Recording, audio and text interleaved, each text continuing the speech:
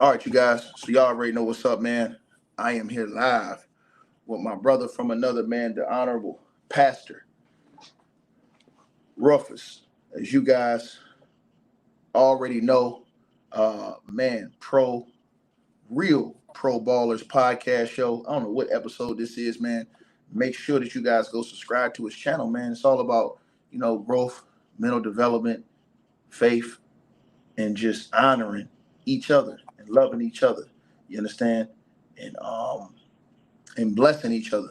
You guys already seen how Pastor get down, man. He blessed so many people, put his time and his efforts into the community, and it's just a blessing.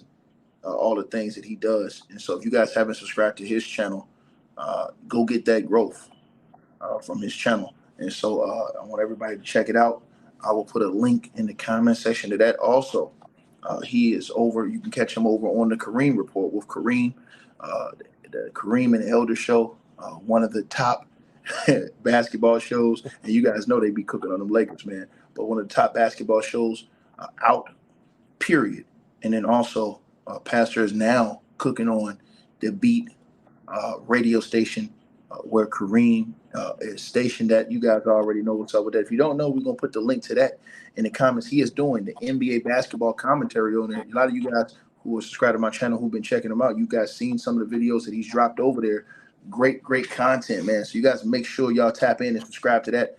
And I'm going to put a link to that channel in the comments as well. Y'all go over there and support what Kareem and Elder and them got going on over there too. Pastor, what's going on, man? How you doing? Man, I'm doing well. I'm blessed, my brother. Doing good, staying busy in this winter season. You know, the weather coming in and preparing for it. But doing good, man. It's exciting during basketball season right now when the trade's about to come out. So we're getting ready. We tooling up. We definitely tooling up. Hey, appreciate the plug for the work I'm doing over there on the Beat 139. Doing that with Kareem them and the Beat 139, doing the sports over there for them, giving my basketball analysis, NBA analysis, essentially. I may dip into some other stuff, a little here and there, but most of it's going to be NBA basketball. And, of course, right now we're going to be doing a lot of trade talking because it's, you got a month for the trade deadline. So, man, I appreciate the plug. Yeah, hey, you guys, if y'all hear a little problem with the audio, man, that is StreamYard. Y'all, that is not us. That is StreamYard.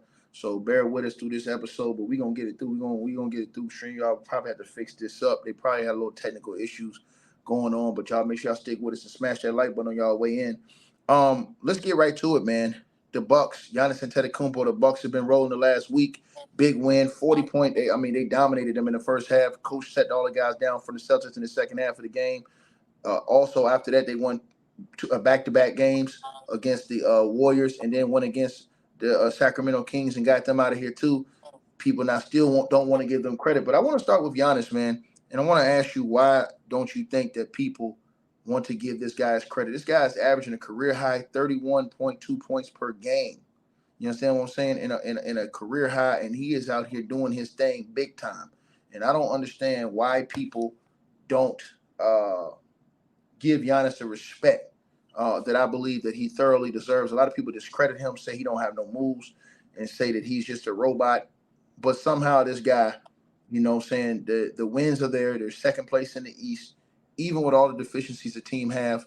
What's your thoughts on that, man? There's a multiplicity of reasons why people don't want to give Giannis the credit that he deserves. I think the main reason is, one, he's a foreign guy. They don't like to pump them guys up too much. Two, he's just one of those nice guys. He's not controversial. So there's no drama attached to him or anything of that magnitude. And then the last thing I want to say about it is he kind of threatens some of their favorite players. He threatens their legacy because he's coming in, and once he's got his foot down on his pedal, he's been a dominant player ever since. When they won the chip a couple of years ago, he's been just pedal to the metal and getting it done. And each year he's getting better. And he's got some critics out here that say this and say that about him, but he just goes out every single day and still gets it done. So I love his drive. I love his mentality. I personally think he's the best player in the game. That's just my personal opinion. And I know he challenges some of these people's, some of their favorite players' legacies. So that's kind of the norm of today. If this guy's good, they take it as you're automatically putting this guy down, and that's just not the case. Giannis is just a superstar with a superstar mentality, and all Giannis care about is winning championships. So his drive is for that. And he don't have to be nasty about it. He don't have to be disrespectful, dishonorable. He just saying, look, this is what I'm doing. You want to get there, jump on my back and let's go. So, and I think a lot of people don't want to get it kind of out of the mud. They don't want to have that blue collar attitude. So they resent him having it and going that route about getting it. You know what I mean? So that's what I think a lot of the hate comes from against him, mainly because he threatens their stars that they love and their legacies, because he's going to shatter all their records. And then also just being a foreign player and non-controversial. You know, the controversy always sells. People got something they can talk about, they're more interested. But they don't have much to talk about with Giannis winning. That's it. That's it. So, Coach, what's up, man? Can you hear Pastor speaking? Yes, sir. Yes, sir. He's saying a lot of stuff I agree with. I Hey, salute you. I came in at the end of that, though. hey, salute, hold on, Coach. Coach. Can you hear as well? Salute, brothers. Big salute. Say it again, Ticket. Can you hear us well, or are we chopping out to you? Nah, I hear y'all really well. So sorry about my background. You know, I'm on the move. Yeah, man. I don't know what's going on with the StreamYard today, man. The StreamYard kind of acting up with us today, man. But we're gonna bear through it, man. What's your thoughts on what Pastor was saying? Because you know, Giannis is. I mean, bro, they beat the. We talked about the other night how they beat the Celtics by 40. People didn't want to give them their credit because they said, "Oh, it's a back-to-back." That's what Stephen A. Smith was going on TV saying. Now you had a situation where they ended up winning the back-to-back. They beat Sacramento, and then they turned around. They beat the Warriors, and they turned around and beat Sacramento, and nobody says nothing. Everybody's just quiet. Don't want to give Giannis his credit. Career high 31.2 points per game. And you got people that just they don't even regard him, bro. They don't talk about him on TV. They don't regard him. How you feel on that too? Yeah, you know, Giannis is my MVP. You know what I mean? So I feel like you know, it's frustrating when I see he doesn't get, you know, the good what do you call it, the good press that he deserves. But you know, it is. But I want to ask you a question. How you feel about Dame today? Now, well, I'm still not impressed. I'm not moved because I've seen him do this during the regular season. I've seen Dame do this stuff during the regular season. I've saw Dame hit big shots. I've seen him do this stuff during the regular season. All this stuff that you're talking about, I've seen Dame do during the regular season. I've seen him do it in the first round of the playoffs. The question is when the pressure gets put on you, and you got Klay Thompson giving you 33 in the playoffs, and he's outplaying you when Steph Curry's hurt. Where you at? Where's all these big shots? Where's Dame time at? Where's the defense and all this other pressure at when you're playing the Nuggets without Jamal Murray and they smoke you? What about when you're playing the New Orleans Pelicans and you guys with a higher seed and they smoked you? So all of these different things, like I said, I've seen these. It's just like James Harden. I've seen some of this stuff in the regular season before. It don't impress me no more. Show me what you can do in the postseason when it counts the most, and this is when we're gonna talk about you. They said all this stuff about Giannis. Giannis did this in the postseason, and they still don't give Giannis his credit. He showed you in the finals he could do it. I agree 100% with that. As far as, you know, Giannis has done it before and he still doesn't get enough credit.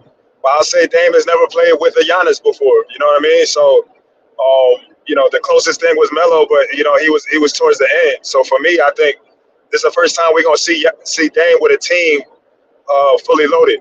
You know what I mean? I think it's the best team he's ever had as far as from a roster standpoint. So now we got to see what it is. But I think it should be exciting to see. Like right now, I think they're putting on a show of what they can do. They beat a lot of really good teams.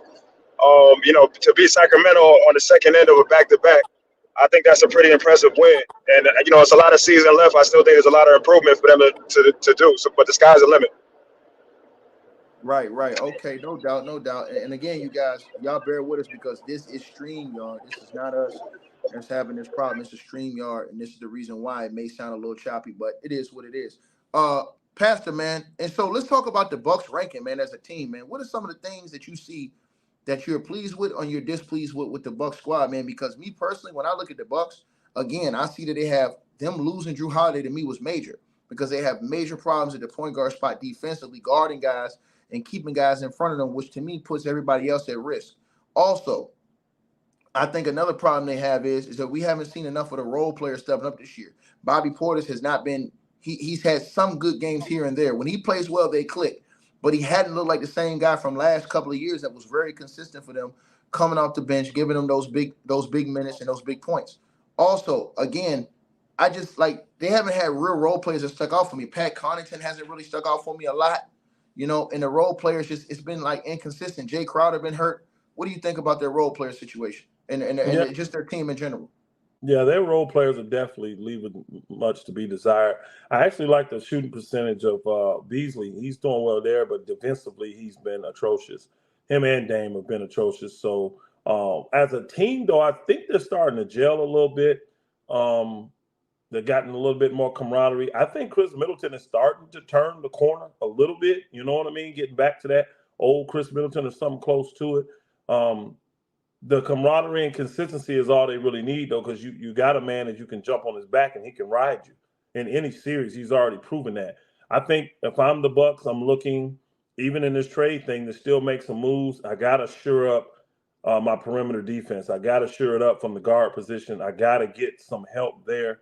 And I agree, Connaughton, Portis, guys like that have not really stepped up and been consistent like you need them. But even in the midst of all that, they still got the second, third best record in the NBA. So you just can't deny the fruit of it. You can't deny the progress that they're making. And I just think they're going to get better. I think they're going to make a move. The one thing I've seen from the Bucks is that they have been ultra aggressive trying to keep a competitive team around Giannis, because he's made it clear, as long as you're trying to win, I want to be here. The day you show you don't want to win, I don't want to be here. And I actually like that stance by him, because you can see throughout history some of these teams get lax once they don't want a chip or two, want to save some money or whatever the case may be, want more control of their team. You know what I mean? They'll stop trying to be as competitive as they should. And Giannis has been very upfront with them, letting them know, as long as you want to win, I want to win. If you don't, I don't want to be here. So I like what I'm seeing now. We just got to, hey, as a small sample size, let's see if they can go on a 10 out of 12 streak, something like that. Yeah, Coach, what you feel about their team, man? What do you feel about the role players and stuff like that for the Bucks, and how they're coming along this season? Where you at with it? Because, you was in here praising Dame Dollars. You was singing his praises, but I'm not there with you yet on him for some things I saw. Where you at, Coach? You on mute. Unmute yourself.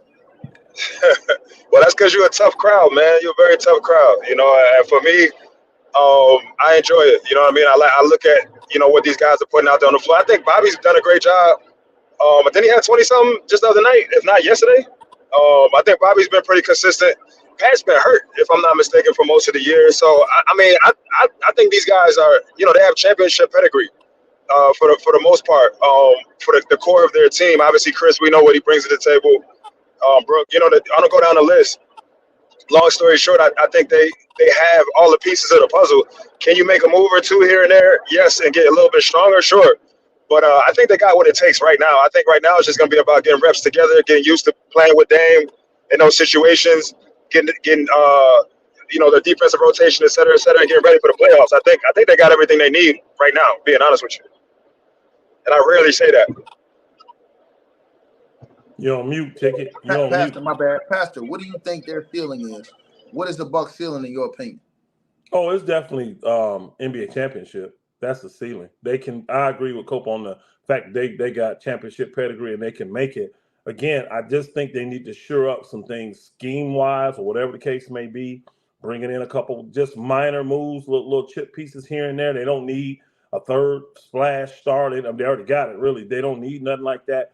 Just little things here to try to shore up some areas here and there, especially on the defensive end. That's where they have struggled at the most to me this year, is on the defensive end. A lot of times camaraderie will help that, though. When you start learning your players and stuff better, that'll help. Learning your coach better. They got a new coach. You see what I'm saying? So a lot of this learning is going to get better as the season goes on. So I expect this to be something consistent that they showed they got here. But no, the ceiling for them is the NBA championship. That's the ceiling, in my opinion, for them. Well, yeah, I never asked you. I'm glad you said something. I never asked you about the coach, too. What are your feelings on the coach right now?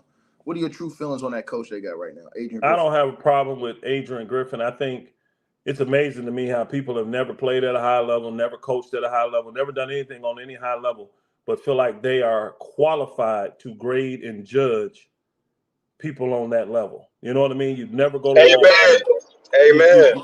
You'd never go to a doctor's office, and you never, you know what I'm saying? I mean, unless they just do something wrong that you can clearly see and it's a malpractice thing, but you would never second guess their decisions just because you're not getting the result that you want. I mean, at the end of the day, they're professionals. The man played in the league. He knows the game. He's been an assistant coach for a while. I think he's doing a decent job with the hand that's been put in front of him. Because again, you got an aging star that's trying to get back in it from injury. You got a new star that came over there, really didn't want to be there, but he's making the best out of it. And you just got a whole new team that you got to gel together. I like what Adrian Griffin doing. Everybody want to fire the man. I mean, that's just culture, man. Everybody want to get fired. You have 2 bad games, fire him, fire him, fire him, fire him, fire him. Man, if they got what they wanted, bro, these teams would go through 12 coaches a year.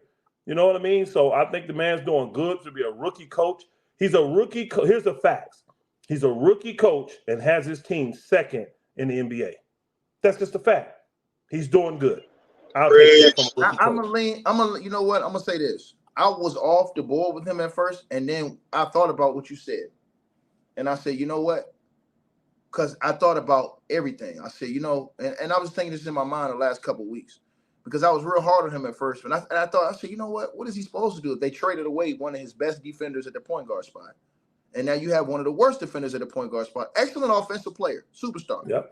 But he's one of the worst defenders at that spot. So you're going to be looking bad in a way. Then you look at Middleton. He was still hurt coming back from injury too. Mm-hmm. So I do think that you have a great point in that as far as I should have looked, and everybody should look more so at the hand he's been dealt and different things versus what they had in the past, because Drew Holiday to me, he's one of the most underrated players in the last probably decade in the NBA, bro. He is one of the most underrated, underappreciated guys, because you see it when he's gone, the difference he brings defensively. Yep. And that intensity he brings and that leadership he brings on the defensive end means everything to a team. He went to the Bucks and handed them the chip, in my opinion, with his ability to play high-level defense on the perimeter. Now, Jimmy got at him last year, but that's mainly because he got to focus on him a lot. Chris Middleton wasn't there. So now that Middleton's coming back and kind of get into the groove, I do see this team kind of rounding out in a better form. And I love what they saw the other night against the Celtics. I've always said this to both of you guys. For me, it's about what they do against the Celtics and the Heat. If I can see that they can handle both the Celtics and the Heat full strength and really handle them, that will give me all the confidence I need come playoff time if they're healthy and ready to roll. Coach, what you got on that? I put back on this. Let's see what they do when it comes playoff time, or when it comes to the Heat. Let's see what comes with the Miami Celtics. Excuse me. Back on playoff time. Yeah, but Coach, shouldn't you want to see that a little bit during the season too before going into the playoffs? Should you not just say let's wait to the playoffs? No, that's what I'm saying. I said I'm agreeing with you as far as let's see what they do against the Celtics and the Heat. But at the end of the day, playoffs is a totally different atmosphere, and this team hasn't played together. The addition of Dame changes the entire dynamic of the team. So with that playoff atmosphere, I think no matter what happens, it's going to be a brand new scenario when the lights come on in the playoffs. You know what I mean? So for me, I can't wait to see it. That's really where I'm at with it. You know what I mean? Obviously, you want to see it in the season. These things are good for confidence. They're good for chemistry. You want to continue to build. But at the end of the day, let's just see what they do when it's time. Hey, y'all hit that like button as y'all come on in here, man. Remember, StreamYard is having some issues today, and that's why it was a little choppy at first. Elder has cleared up now. You guys see him a little bit more clear now, a little bit more sound is moving now. StreamYard is trying to clear those issues up. So that's not us. Make sure y'all smash the like button and subscribe to the channel, and also check us out during the course of the stream. You can hit us in the Cash App or PayPal link pinned at the top. Look, Pastor, let's get on to this. The Golden State Warriors, man. Now, we've seen all the situation going on with the Warriors this year. Draymond Green and the rest of these guys. What are your thoughts, man, on the Warriors? It's a wrap, bro. It's a wrap. The dynasty over, man, in my personal opinion, bro. It's a wrap. And the Warriors got some serious decisions to make. I did a little piece over there on the Beat.23 about this. So they're going to have to get their stuff together. But I don't see it getting done. I think Draymond, once you start getting in the head, you got problems. I don't think Wiggins came back the same after his personal issues from last year. Of course, Steph is Steph. Klay, we all know what's going on there with Klay. They got some decisions to make. If I'm the Warriors, what I do now is I go ahead and move some of these pieces that have value that I can still move now and possibly still put a team together to compete this year. I'd give it like one more shot. So I would move guys like Wiggins. I would move guys like Kuminga. I would move Kuminga. You know what I'm saying? I'd move guys like that. I had a third person, but I can't think of who it is off the top of my head right now who I would move. It wasn't Draymond, though. It wasn't Draymond. But I would move those two. And it was another person I can't remember. So you're not moving Draymond? No, not now. Why not? Because Why not? I know I need – see, Steph's the engine, but Draymond is the transmission of that team. He's the transmission that drives that car, and I understand that. And I know Steph loves him. So I don't want to deal with the aftermath of what it's going to be like for Steph and Klay if I get rid of Draymond. What I would do is, because I do have these pieces that are there, I'm keeping Moody, but I'm moving those two guys I just named, and I think I can bring in guys that could assist and help that. I really do. I can bring in guys that can help them, and maybe we can put a little run together here at the end. But if that don't work, now in the offseason, I'm sitting down with Draymond and letting him know I'm moving him. It's not an option. I'm moving you. And I'm sitting down with Klay saying, look, we want to keep you here. You just got to take a hometown discount, bro. We can't, the level you at now, I got to have room to do some other things when I move Draymond, get the player back for that. But you're going to have to take one of these hometown discounts to stay here. If you feel like it's dishonorable or disrespectful, you're free to bounce. You know what I'm saying? And I would hate to do that because, again, you want to honor the guys that help you win. But at the same time, they're still competing. It's not like the situation Kobe was in, even if, you know what I mean, his team wasn't on a level to compete. Let's just keep it a buck. They won no championship level team. So, yeah, give Kobe the money, show that you honor and move him out. That's not the case here. You could still compete because Steph is still playing at a high level. If you can get Draymond and mine together, you could. But you still got pieces to compete here.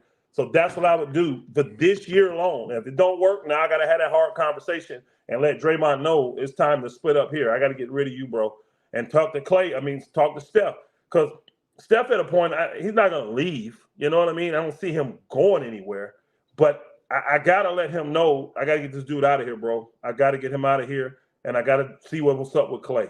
And I don't think Klay going to leave. I think if they treat him fair. What price range are you looking at with Klay if you're running the Warriors?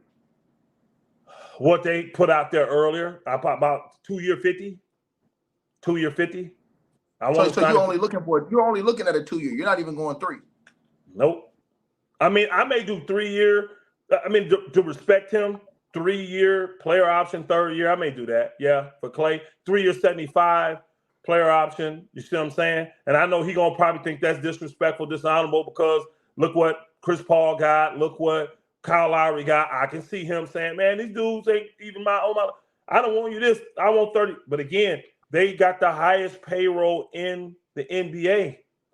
If I'm going to compete, I just can't keep putting that money in you when you can't produce on the level of a superstar. I can't give you superstar money when you can't produce on that level anymore. I want you here. I think you can still be a vital part of this in the role that you play. I just can't pay you. Like, I can't have you in a Tobias Harris situation. He's making max money, but he's the 3rd or 4th best player on the team. I can't have that. We can't win that way. Teams don't win that way. Just can't do it. I can't. And he would understand it, I believe, because where else you going? Where else you going? And I wouldn't say that to him, but where else you going to go? Who's going to just say I'm going to give you $40 million? Let me swing that to Colt because me and him had a conversation the other day, and you might not like what he got to say. All right. What do you feel about the Warriors and what Pastor just said about, Klay Thompson? Now, me and you talked the other day, and you was talking about, he'd be a good fit for the Knicks, and I told you that you out of your mind thinking that Klay Thompson is going to be a good pickup for the Knicks at this point. What do you see in the Warriors at right now as a team? What do you feel like they should do, and what do you think they should do with Klay Thompson? Well, no, my biggest thing was it wasn't about Klay being on the Knicks. It was who's available. That's when we had that conversation. No. Don't walk it back. No. Listen. Let me know when I can talk. Let me know. You said, hold on. I'm gonna tell you what I said. I'm gonna tell you what it was. I'm gonna tell you. Let me talk. If you let me talk, then you'll see what I said. Again, we were talking about the Knicks. Elder. Elder, I'm gonna talk to you because you already know. I'm on you. Go ahead. So, anyways, what happened was we were talking about the Knicks and the moves they made when it was OG and that OG trade. Yeah. And I was like, I don't know what it is. I was like, I got to see the landscape, but I bet there's another move. Who's a free agent this summer? And he said Klay. I said, oh, yeah. He could. I think Klay could play for anybody, by the way. You know what I'm saying? So that's when I was like, yeah, Klay could play for the Knicks, because I don't see why he couldn't play for the Knicks. I didn't say that was the best possible move for Klay. But what the conversation was the superstar. I said the Knicks. I think Klay is one of the best shooters we've ever seen. And I think to this day, let me finish. I'm trying to respond to everything that was said. Let me finish.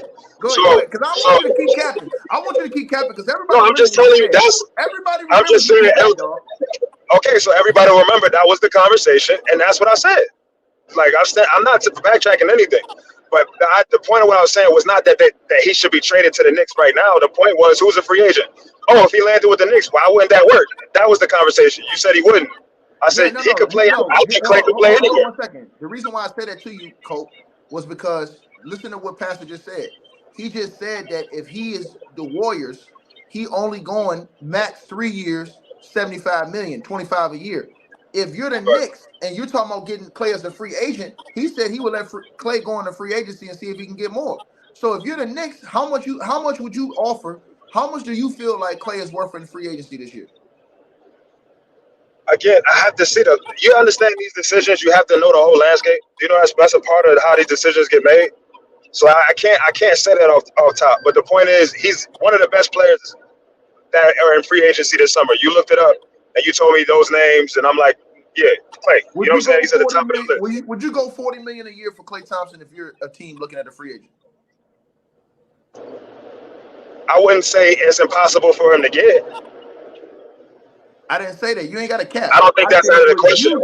It depends. It depends on the team, and the team. Like, you can't just say a player. It doesn't work like that. What does my team need? Like, how valuable is it? Like, do I need a 3-point shooting wing? Like, then I would have to. If that's what I had avoid, then yeah, I would pay that. I would pay whatever it was to get the best available piece. Yes, I would pay that, and I think he's one of the best available pieces coming out. So even if that, let me ask you this. So even if not next year, but the year after that down the line is another dude that's going to free up that you may want to go get and give a long-term deal. But if you get your money caught up in Klay now by just saying, I'm going to just pay him now to get him now, you would still do that? Well, that's part of what I said. You have to see the entire landscape. That's the landscape, bro. That's all part of the decision. Let me say this. If a team is out there right now and they feel like, because we're talking about free agency, I think if you did get Klay, it would have to be trade, but let's just go this route of free agency. You got Klay at free agency and you felt like your team needed him that bad that you gave up $40 million a year for him, you deserve what you get. And I guarantee you that's not going to be a winning team. Klay is not a $40 million player anymore. I'm sorry. He's not that level of player to lead your team to help you with that. His shooting is good, but it's not that good. His shooting it used to be great. He's not consistent anymore, and that comes from age, attrition. It comes from his injuries. He's just not that anymore. And I think it's been a long enough sample size to see he's not going to get back to that. That's just where he's at right now in his game. So if a team is that desperate and they come in and give Klay $40 million, I don't care if it's for 1 year, 2 years, I don't care. You deserve what you get, and you're not going to win with it. Do I think he fit with the Knicks, especially with this trade they just did with Toronto and all that? Oh, he'd be a great fit there. Not for $40 million, though. Not for $40 million. First, you don't have it in free agency money to give. And if you trade it, who are you giving up? Who are you giving up $40 million worth? Now, I know you got some shooters on the bench with expiring contracts that may help, but that's only like $17, $20 million. Who else are you giving up to get Klay Thompson? And what are you compromising by giving that up to cover $40 million in salary? No, I think Klay Thompson is just, this is the hard reality of it. Like when Danny Ainge let the big three go, remember when he did that? He knew they weren't there. I don't like how bad it looked and all this kind of stuff, but look how it worked out for Boston. They end up getting Kyrie, they end up getting Jaylen Brown, and they end up getting Tatum out of it.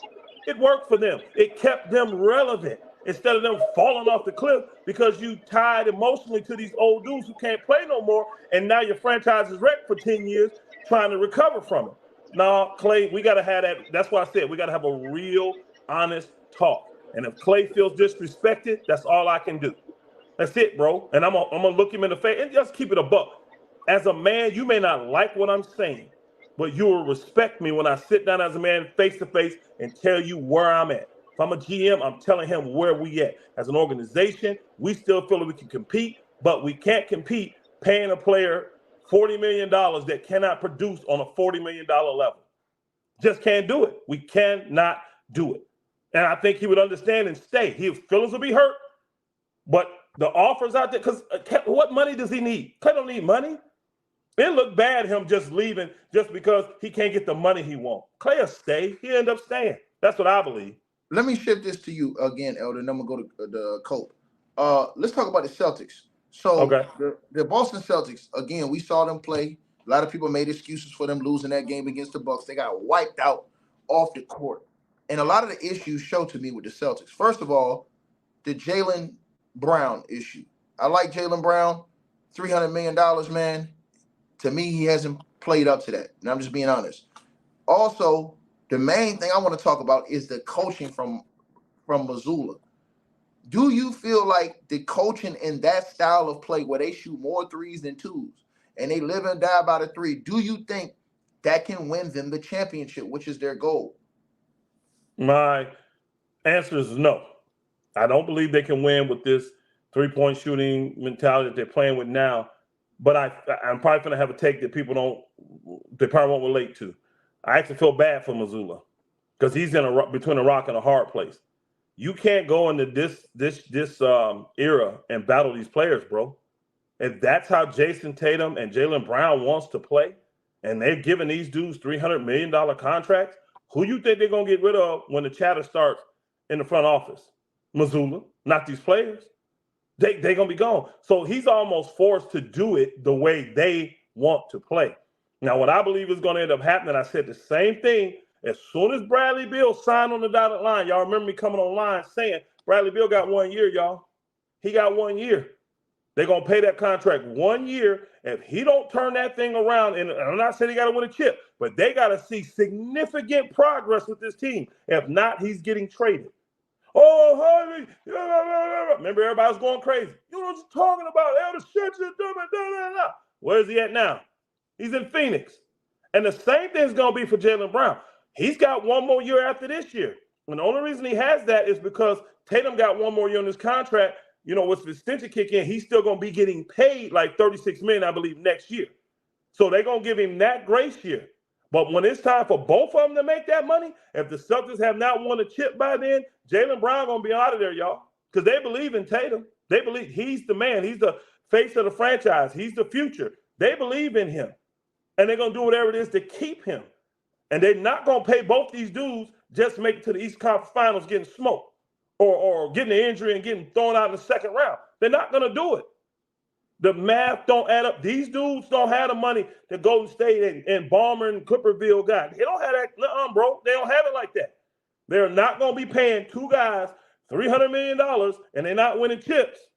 So they got the rest of this year and next year to win it. If they don't win it by the end of next year, watch Jaylen Brown be out of there. Watch. And they're going to pay Tatum and Jaylen going to be gone. Colt, what you feel about the situation over there? Do you feel like they can win with that style of playing shoot 3 ball more than they shooting 2s? And how do you feel about the coaching situation over there? Yeah, I think that's how it looks. I mean, you know, the coaches are usually the first to go. I really can't argue with nothing else. They're saying at the end of the day, like, I think if they don't win it in the next couple of years, you know, there's gonna be moves made. I think I can't really fight nothing he's saying right there. Like, that's just how it goes. Like, usually the coach first. The next couple of years or this year, like if they don't do it this year. It depends on what they look like. Like if they get smoked in the first round, or, you know what I mean, something like that. Like then it could happen sooner than later. If they make it far and they're close, you know what I'm saying, and they get to the finals, or they have a great epic battle with Milwaukee and they lose to Milwaukee, and they're like, shit, we just 1 piece away. You know, just all that depends on what happens in the playoffs. You can't really say that right now. But no. Do you like their? But here's my question to you. Their style of play, do you think they can win the championship this year with their style of play, shooting 3s over 2s? I mean, I don't know if that's their style. I don't know if their style, if that's the way it's been panning out. But well, no, they shoot more 3s than 2s. They're the only team in the NBA that does that. the pieces it takes to win a championship. And I know you're gonna say like, no, I'm saying they literally live and die by the three. I hear you. I doubt that's their scheme. Yeah, I doubt that that's their scheme. I'm sure they shoot a lot of threes, but No. That's their. You know, I'm just not gonna. I'm not gonna. No. Their coach said it. That's their scheme. Their coach admitted this. That is their scheme. Oh, he said we shoot. Our scheme is. Missoula said our scheme is to shoot more threes than twos. That's how we play. Yes, and they do it because in the regular season they're shooting 40% from the three as a team. So that's why they do it. The problem is in the postseason that has gotten annihilated in the postseason because when you play great defensive teams like Miami, who's sound defensively, now that run and gun pull up 3 points, that ain't gonna work on Miami. When you're playing great teams like that, it's not gonna work on those great teams. You're gonna have to be able to mix it up, especially in the 7-game series. Go ahead, Coach. I agree. Traditionally, that makes sense, and we even saw it last year.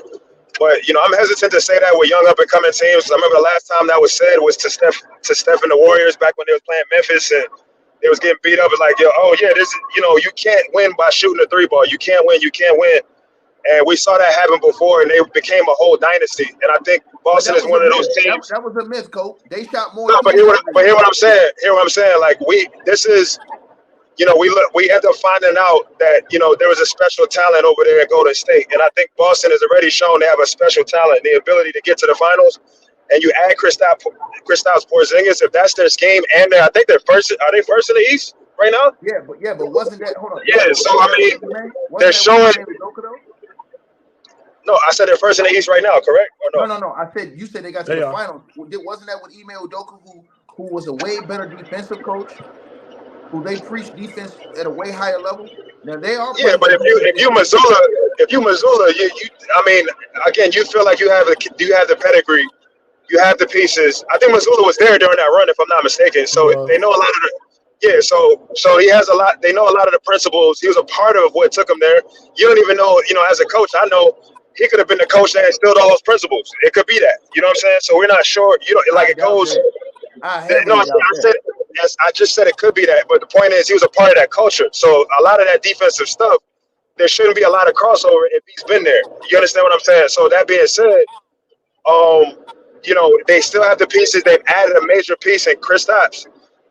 That's why I'm saying, and they're first in the East. It's clearly something's working. I'm not saying they're going to win a championship, but to say that that it can't work, I'm not going to say that. I'm going to say let's see. All right, so Pastor, now this is the big thing of the night, and this is where Coach, we're gonna get turned up right here, Coach. Now, here we go. So let's get to the Los Angeles Lakers, Pastor. Now, Pastor, everybody knows he is probably one of the, outside of myself, formerly. And listen, let me tell y'all the history of Pastor. He jumped off me now because he jumped on my stuff because he got so upset with me a few years ago because I disclaimed the team because LeBron James came to the Lakers. So I said, I ain't no Laker fan no more. I don't want to be a part of it no more. And Pastor and all these guys, they got on me big time for that. They said, man, listen, you're supposed to be a Laker for real. But now Pastor has gotten to the point, and I never thought I would see the day. Pastor says, man, I am off the Lakers until LeBron James is gone. Now, Pastor, it's tough. I'm going to start with you, and then I'm going to Coach. What break down the problems of the Los Angeles Lakers right now first, and then talk about why you feel like it's time for LeBron James to be gone before you can return to being a Laker fan. And you've been a Laker fan for longer than a lot of these dudes has been on YouTube, even been alive. All right, I want to put it in proper perspective. I know Ticket is selling clicks and all that good stuff. Right, here we go. The number one reason I have retired from being a Laker fan. I got over 40 years of cheering for them. I'm entitled to retire. And that's what I've done because of the lack of leadership from Jeannie Buss. That is the number one reason. He turned that over to Clutch and LeBron James. So I understand they have to go for me to consider coming out of retirement. And the main thing I said on top of that is Jeannie Buss needs to give over the basketball operations to them young Buss boys. Or someone else. I think the young Buss boys are ready, and they ain't that young in the 30s, I believe. but I think they're ready, and I think they understand they got their nose on the grind in the NBA today. They know talent, all that stuff. Let them run it. You do the finance and keep it above, but give them the power. Don't just give them the title, because she's very good at giving you a title and no power. You see what I'm saying? Ask Magic, ask Rob Pelinka. I ain't with that. Turn the power over, and then when LeBron James and Clutch is gone, I'll consider coming back out of retirement. So LeBron James haven't driven me here. I want everybody to know that. It ain't LeBron James that drove me here. It's the lack of leadership coming from Jeannie Buss, which spills down to the lack of leadership on that court from LeBron James that I see from those players. This team is in total disarray. It ain't a talent problem. This is the same team that got to the Western Conference Finals. They got swept, but people forget they competed in every single game, and each one of those games went down to the wire. They could have went either way. You see what I'm saying? Denver was the best team in the league last year. They earned the title. They deserved it. I ain't taking nothing from Denver, but those were competitive games. There were no blowouts. There was no game that if you looked on that game with 3 minutes to go, you didn't know who was going to win those games. So they were right there, and it's the same team. What has changed? The mindset of the leadership has changed. Y'all saw, I tell people all the time, go and look at those 7 in-season tournament games. Look at the fire they started those games with. Look at the energy LeBron James and them had, and the rest of the team followed. They looked unbeatable in them 7 games. How does that go away? Because of the interest. See, LeBron James had a vested interest, not the money. He's a billionaire. He don't give a crap about no $500,000. He don't care about that. He cared about it for his legacy. You heard it come right out of his mouth. The first thing he said when they interviewed him was what? Nobody can take this away from me. He's pumping this in-season tournament up like it's something special, grand, all this, because that's what he cares about. LeBron has made it clear. He cares about his legacy. So if it's not something that's going to enhance his legacy, he's disinterested. Once that tournament was over, how we fall off the apple cart? He's not interested. Tell me what regular season game enhances his. He don't get no credit for beating the Clippers in February. He don't get no credit for smoking Kevin Durant in January. That don't help his legacy. So he is totally disconnected right now. And what he's doing is he understands that the team is not good enough to win a chip. So he's taking the little bit of power he has in that avenue, which comes to this, winning, and trying to maneuver and trying to manipulate them to make the moves to give him a better chance to win the chip. The chip will help his legacy. Let him get in the playoffs. I guarantee this. Let them make the moves. Let him get some more pieces that he believes in. Watch how he starts playing. Let him get to the playoffs, and you'll think he's back in the in-season tournament again. Watch. And that is why I don't respect that level of leadership, because the leaders that I grew up watching, they understood. I signed a contract to play 82 games. I signed to give you all I had for 82 games. Only way I won't is if I'm injured. See, guys of old, they all respected the game to that level. It wasn't business chess moves.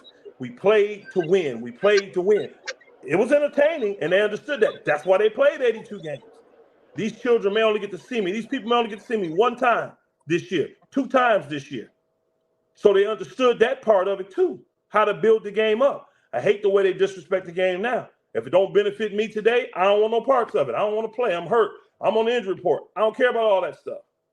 As a 40-something-odd-year Laker fan, I'm done with it. It's pathetic. And I'm wore out from the hypocrisy. I'm wore out from all this shucking and jiving and maneuvering. It ain't worth it. Watching this pot, you literally don't know what team is going to show up every night. You don't know if they're going to have energy. You don't know if they're going to care about playing. I'm through with that. I would rather watch an OKC. I'd rather watch a team on the up and coming that has something to fight for, where every night you know they're going to grind. It was more entertaining watching Utah play. I'm just keeping it a buck, y'all. It was more entertaining for me to watch them guys go hard. And I know the Utah players, they're playing hard because they're auditioning for all the other 29 teams. I know that. At least they're out there playing hard and wanting to win, showing off their skills, not manipulating the system and doing all this political stuff. That, man, the Lakers got to fix their defense. Their defense is their number one problem. I'm not even concerned about their offense. A lot of people are. I know their offense will click. They can do transition if they play damn defense.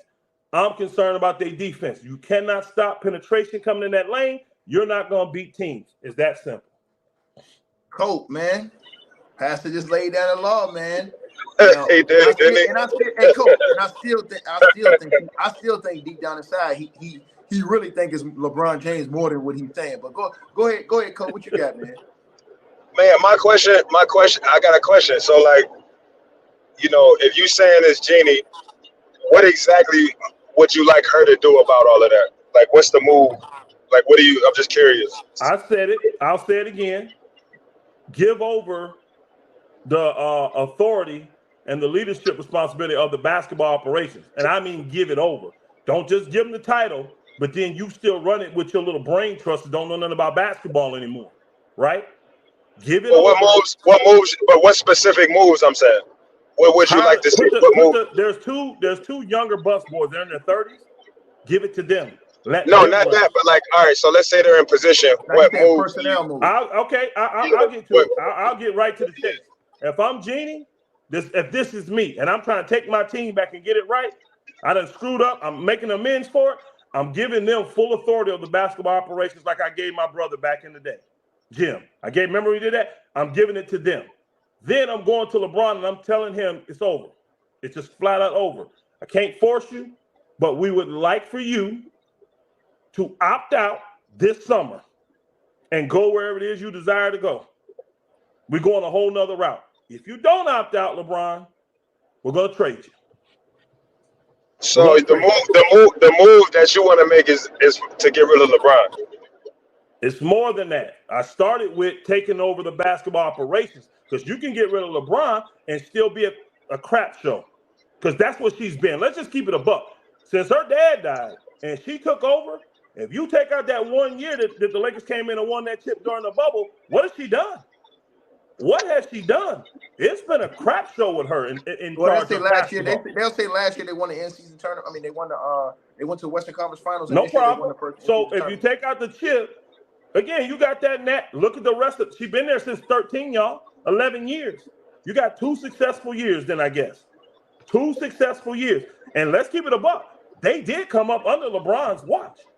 You couldn't do nothing without LeBron. So I'm not just saying LeBron is the problem. If y'all are listening to me close, I'm not just saying that. Jeannie is the number one problem in my opinion. But you got to take back over your team. I own businesses. I would never, ever turn my business and the power of my businesses over to the employee. I don't care how valuable he is. I would rather my profits drop 80% than to give power over to an employee. Till you sell your soul for whatever it is you're interested in. I'm content. I'm content. So I would never do it. But she can't do basketball. She's good at money. She's horrible at basketball. They don't respect her in that realm either. The people, the GMs and all them out there, they don't respect her basketball acumen. They don't. They look at her like she's some play bunny or something. That's all they think about. Give it to these 2 young firecrackers. They're still in the family. Let them go after. They're honored. They're respected in the game. They got their nose to the grind. They understand talent. They're the ones been getting us all this good talent that we've been able to give away to get these players. Let them run it. Then take your team back by telling LeBron, we want it back. Because if you don't tell him to leave, how you going to get it back?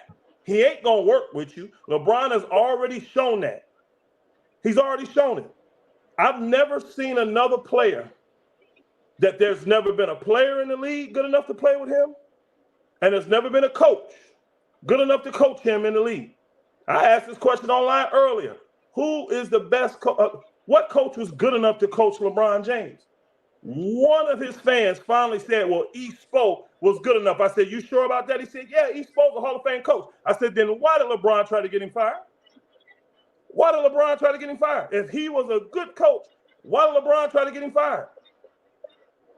Why has no veteran coaches ever coached this man? This man has had D. Wade, got him traded. This man has played with Kevin Love. This man traded #1 picks in Wiggins. This man playing with Anthony Davis right now. This man had Chris Bosh. all these players have never been good enough to play with LeBron. Ticket, when you said that on one of your shows recently, I laughed at first, but boy, I processed and I said, you know what? Ticket on to something. If we're going to be in this and you want to make all the chess moves behind the scene, but throw everybody else under the bus when your moves don't work, Let give him him run the the team. power. Man, you be the GM, the coach, Right. and the best player on the team. Now Right. let's see what you do since you're so great. And think about this, though. LeBron's ego is big enough. I guarantee you he'd accept it. Yep. He'd accept it. Because let's keep it a buck. Let's keep it a buck. What would it do for his legacy? Copeland, he would do that to say that he would say he's the GOAT, Copeland. If he did that and won a chip, couldn't nobody tell his team nothing, Cope. Ticket, I'm sorry, I thought you correct. Ticket. If they gave him that power and he became the GM, the head coach, and the star player, and he won, he'd be my GOAT. I'd give him the GOAT. Man. I'm telling you. Cope, So what you think, I would man? do it. What do you say? What you think, Copeland? I would do it. It's just so much to unpack here. It's so much. Look, for me, I think it would be. Well, I'm gonna try to respond to as many things as I can remember. One, if I'm an owner and I have a LeBron type employee, yeah, I'm gonna listen to that employee. Number one. I think, you know, what's happening here this season. I think they've won something, and there's a letdown. I know it's been a while, and I still think there are moves to be made. But my thoughts are, when you win something, sometimes you let your guard down a little bit, and I think other teams see them and they playing their best because it's the Lakers and because it's LeBron and AD. And they haven't snapped back into shape. But I think it's a very long season. And I think, was it last year? What did they finish last year in the regular season? Seven. Right? They finished seven. So, you know, and they, like you said, easily could have been in the finals, in my opinion. And if they, you know, you saw what the Nuggets did. If you understand me, they could have easily won a championship. If you catch that same math that Elder was putting out there. So for me, I don't think it's cause. Again, like, that's the one thing about that people got to understand. Like, that's kind of why I am the way I am. Like, there's no you can't panic because of the ups and downs of the season. Now, this is a very long down. Make no mistake. True, but for me, I think it's important that we realize that teams have these skids. They clearly have the pieces, the core, to get it done. They're not playing well right now, and I think they just need to focus on figuring out how to get back on track. You know what I'm saying? I think a lot of that's putting that. I think after the All-Star break, I think you'll see a push. I think you'll see a move maybe too, but I think you'll see a push. And when you get LeBron and AD in the playoffs, I think anything's possible. So, you know, they were 7-8 seed, and they were really scary 7-8 seed last year. I think they were in the running to win the whole thing. So, I don't think it's just fire everybody, get rid of LeBron time, Genie, you're doing the shit. I don't think it's all of that. I think they're going through a really rough patch. They had a really big win this year. The only team that could be successful at anything, the only thing you could be successful at this point in the season, they were the team that was successful. I think there's a lot to take from in a positive light. And now we just got to see what they look like towards the end of the season. I got to call that cap on you, Cope. I'm sorry, brother. I got to call that cap on you on this one. I'll take it. Because you have a history of seeing how to deal with LeBron James. It's not an option if you are owner GM to sit down and just consider or listen to what he has to say. Because LeBron is going to wield his power, and he's going to wield the authority that he has in the NBA now, right, as the cash cow in the NBA to get what he wants. When you just listen and don't act, you get this. Lack of enthusiasm, no levels of leadership. He knows how to put on in front of the camera, but you can't deny the fruit. See, fruit exposes everything. You can have small clips showing you give great instruction, all that. You know why you do that? you put that out there purposely because you want people to think these players ain't getting it. Yeah, they are. You're not the one getting it because they'll never put a clip out there and you just standing around after 2 passes and never rotating. They won't put that clip out there. But that's a factual thing that's going on. These guys don't believe in you anymore like that because they know you finna trade me. So you've killed all team camaraderie, but now everybody's just trying to be business-minded and trying to be professional so they don't look crazy or bad for the next team that wants to get them instead of just saying what the truth is. You cannot reason with a narcissist. You can't. You can't reason with them. So this is why I say you have to come at this level. And again, for those that love LeBron James, I apologize to you for that, but I'm not bashing LeBron James. He has a style that he wants to do. And I'm telling the Lakers, it's time to take your team back, but it starts with the crappy leadership of Jeannie Bucks. Because again, go back before LeBron came, y'all. The Lakers were the worst team in the league for those 6 years.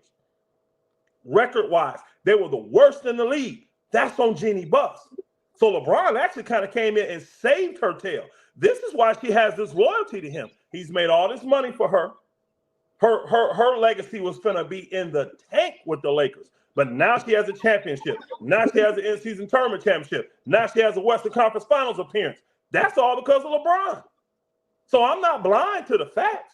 But I'm saying if I'm going to run my team and run my organization, I can't do it with clutch, being in control and manipulating the players, manipulating the media, doing all the things that they do. So it's Cap in the sense of thinking that we could just sit down and consider what LeBron says. That ain't how he roll, bro. And you know that. So you have to make a business decision. And my business decision for my business would be, hey, I appreciate what we've been through, but bro, I'm taking my team back, flat out. So we want you to, and you know we tell guys this all the time. You got a player option, we want you to opt out. If you don't, but you have the option to opt in, we're going to trade you, just so you know it. So if he opts in, we're going to trade you. He don't have no trade clause. I'm sending him to the best place for my team. That's what I'm doing. And he knows that going into it. There you go, Coach. So I'll say that. So what you say? Yeah, you go ahead and respond. Yeah. So I don't know if y'all remember. I think I mentioned this to you before, Tiki. Jaylen Brown wrote a tweet like a few years ago, and it was like, shit's about to change, and they were going through a really, really, really bad patch. I'm actually gonna go look it up, and the next time we get on these, I'm gonna have a number of games they were losing. They were losing a lot of games, and they had a meeting, and then he tweeted something like shit is about to change, and they went on. I think that's the year they actually went to the finals. And I say that to say there are moments throughout the season where shit can click when you have the right pieces, you have the right the right amount of talent. For one, and talent is hard to come by. When like championship level talent, right? So we understand LeBron and AD, regardless of anybody, as much as I know, everybody don't like LeBron. They're proven. And not that as far as being able to win games for you, they're proven to be elite level talent. So before you throw them away, you got to be sure you're going to get something comparable or better, number one, because you have them in your house, number one. If we look at the actual what's really happening in the last few years, they've won a championship, and they've gotten pretty close, and they've had some success even this year. So to think in the grand scheme of however many games it's been since the in-season tournament championship, to throw it all away and get rid of LeBron, this, that, and the third, I think it's a bit rash. I think it's a bit excessive. I think you don't need to make those moves until you see what happens the rest of the season and in postseason play. I think that's when you start to analyze things. I think that's the way the NBA goes. Things can look really, really bad. Things can get really, really good. That's just, you see that every year with so many different teams. So all I'm saying in response to is you can't just when things look bad just throw the whole ship away. I think you gotta give it a chance to see itself through at least through the season, and then make your assessment later on. You twisted that up, Coach, and I can't let you get away with that. You twisted that up. Talk to me. How I twist it up? Well, because you said you want to get rid of LeBron. I didn't say this year. I said the first thing we're saying to him is we want you to opt out. So that means we're talking about the end of the season. I said nothing about him leaving in this season. Nothing. Because you can't do that. So I said first, we want you to opt out of your contract. That means at the end of this season, he has an opt-out option. We want you to take that. If you don't and opt in, we're trading you. That's a summer thing. So I'm going to get compensation for him in a trade. Now, my thing is by telling him to opt out, I don't have to get compensation for LeBron because I gave up nothing to get him. LeBron came in free agency. I don't have a bunch of picks and a bunch of young players tied to LeBron. Now, Anthony Davis, that's different.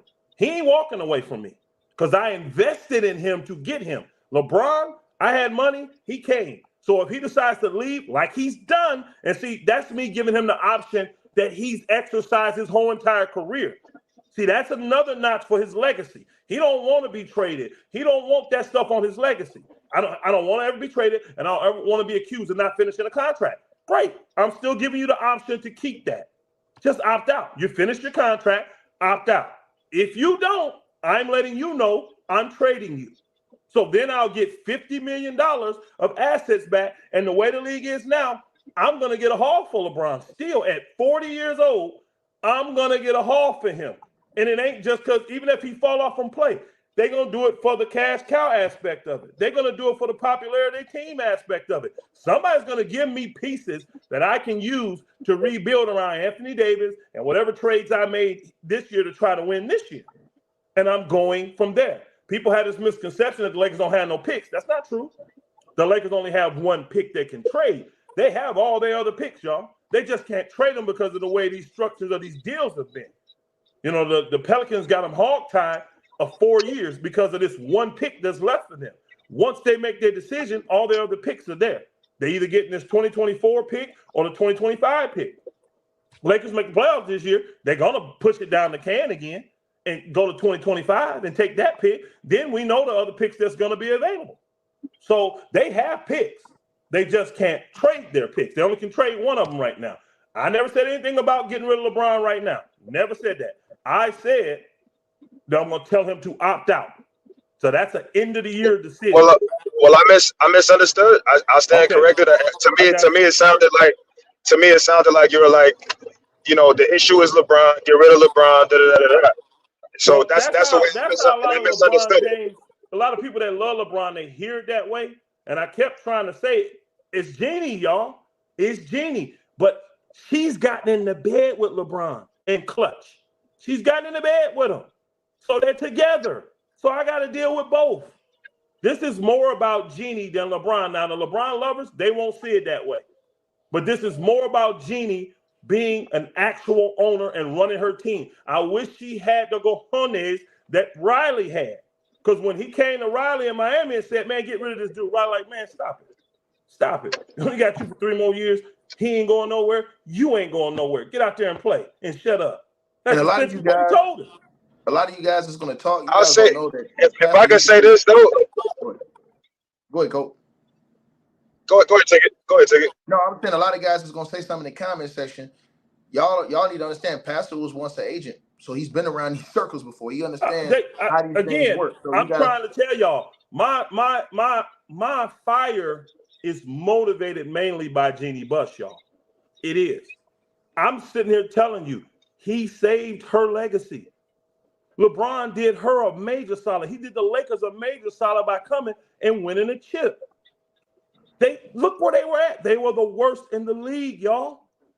And I suffered through that as a Laker fan. So there's not a lack of gratitude. But here's the thing. Just because you want a chip, now I'm supposed to let you do what you want to do with my company?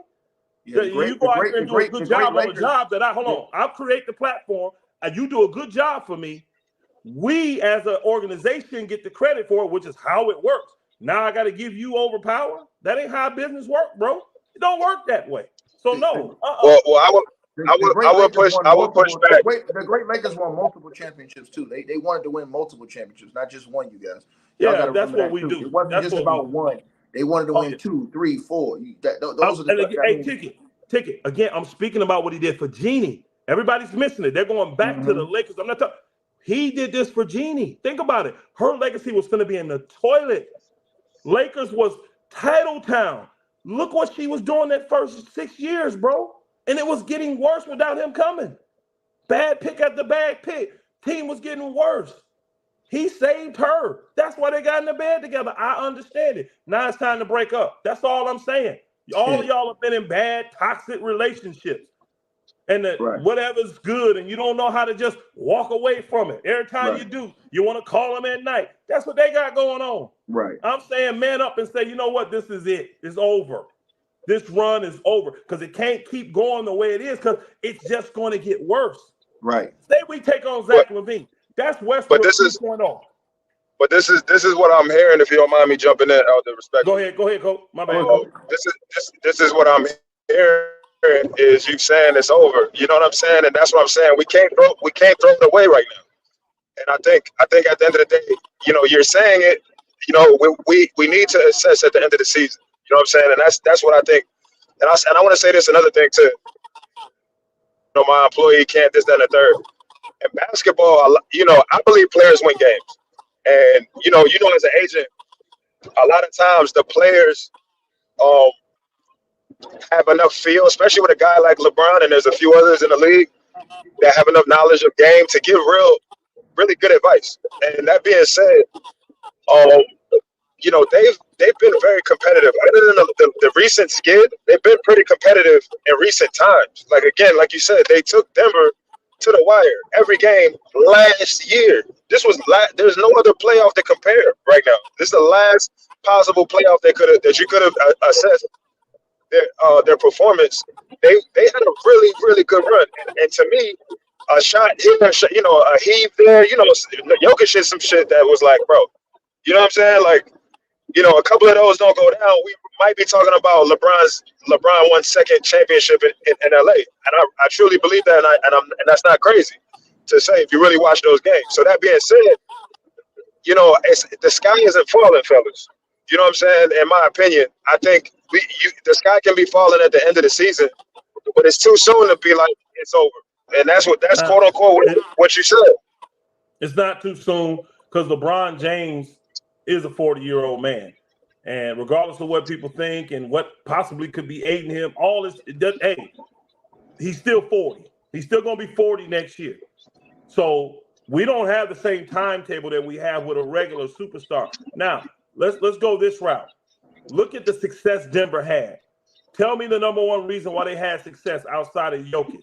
It was their team chemistry. They kept their core guys together. Michael Porter Jr., Murray, and Jokic. They kept them together. They made critical moves and trades to bring in guys that fit around their core.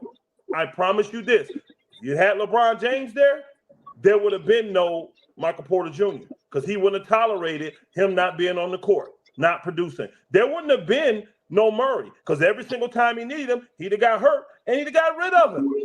You can't put together a cohesive unit the way that he wants to do things. And he's on I don't know that to be true.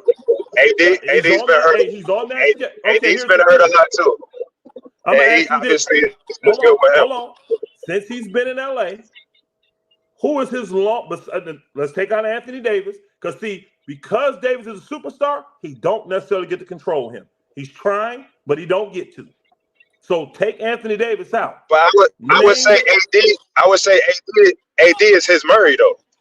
He wouldn't. You know what I'm saying? Like the way you're comparing it, you're saying if he was. Colt, stop. You got it. Murray is not no locked-in Hall of Famer. He ain't even made an All-Star game yet. You cannot compare. No, I'm saying he's the second best player. Second best player on the team. Let me break this down the right way. AD is a superstar. Okay. Murray is not. AD is a superstar. Murray is not. I thought you were just talking team construction. No, I'm talking about where they rank. And what I'm saying is, if you take AD out, name me the teammate that has the longest tenure with LeBron James as a Laker. He brought in his guys from clutch, and he trades them away. KCP, boom, get out of here. All these dudes, bro, The coach now is clutch. LeBron recommended this coach, and now he's got the campaign to get rid of this coach. The same thing he did in Cleveland, same thing he did in Miami, same thing he did when Vogel was here. It's the pattern. So for us to sit here and think that it's possible to sit at a table and have a reasonable conversation with this man, it's not going to happen. The way he moves, you're either going to do what I want you to do, or I'm going to manipulate the situation to get what I want, or I'm going to make you look horrible. I don't care if you're a coach. I don't care if you're a GM. They've wanted to get rid of everybody on the Lakers. The GM, the front office, the recruiters, the scouts, the ball boys, the towel boys, the players. They don't want to get rid of everybody. Nobody can do their job well. Nobody can. And when they don't have a consistent, they don't get afforded what Michael Porter Jr. was afforded to him in Denver, what Murray was afforded to him in Denver when you have a player like LeBron at his age there. And what I'm saying to the Lakers is this ride is over. You got to know it's better to pull the plug early than pull it late, especially when you're talking about a 40-year-old player that's taking up $50 million of your salary cap. Think from a business perspective, not just basketball. Because, again, you saying they've had some successes, they've had some major failures. We're talking about a team that's under 500 right now that went to the Western Conference Finals and added 3 quality veterans to their team. Come on, Coach. They added 3 quality veterans to their team, went to the Western Conference Finals, and they're under 500 right now. And you know what? The LeBron James lovers, they got an excuse for everything. So I know they got excuses lined up for this. They do. I'm talking about reality. That's what I'm talking about. Let's get to the big topic of the night, and that is the disrespect to Kobe Bean Bryant. Now, Colt, you have Kobe. This conversation has been going crazy online. Everybody's been talking about it for the last couple of weeks. RIP to the legend Kobe Bean Bryant, who set the standard, who helped set a standard, keep the standard set. The standard was set before him with Magic and all those other guys. And then in the past with the other guys before them. But who held a standard. And you have him, Kobe, I don't know what's wrong with your ranking. Kobe has LeBron number 1, Kobe number 2, and Michael Jordan number 3 all time. That's his ranking. So, but here's the thing. Here's the thing. He has LeBron number 1, he has Kobe number 2, and Mike number 3 all time. But let me say this. Okay. My ranking now is I've changed mine. Mine is Mike number 1, Kobe number 2, and Kareem number 3. Now, and then everybody else after that. I don't know what passes is. We're gonna get his in a second, but I want to ask y'all this because there's been so much disrespect put on Kobe's name, and people have said that Kobe does not deserve to be in the GOAT debate. Stephen A. Smith went off on AI, and it sparked a whole debate when AI came out last week and said that the 2 greatest players to ever play basketball are Michael Jordan and Kobe Bryant, and then it's everybody else.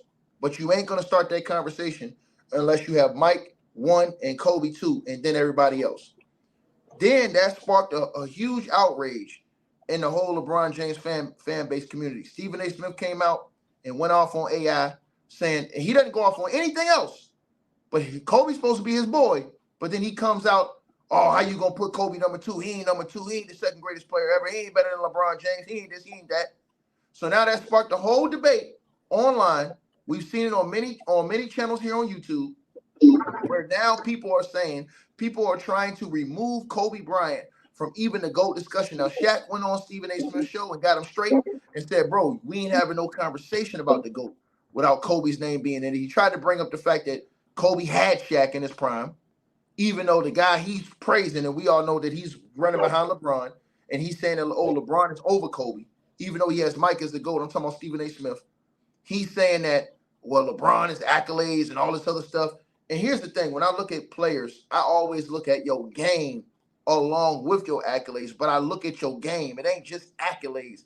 It's your game. It's the things you do within the game. It's your intangibles and other things you bring to the game, your leadership. All of these things are rolled up into one big circle, in my opinion.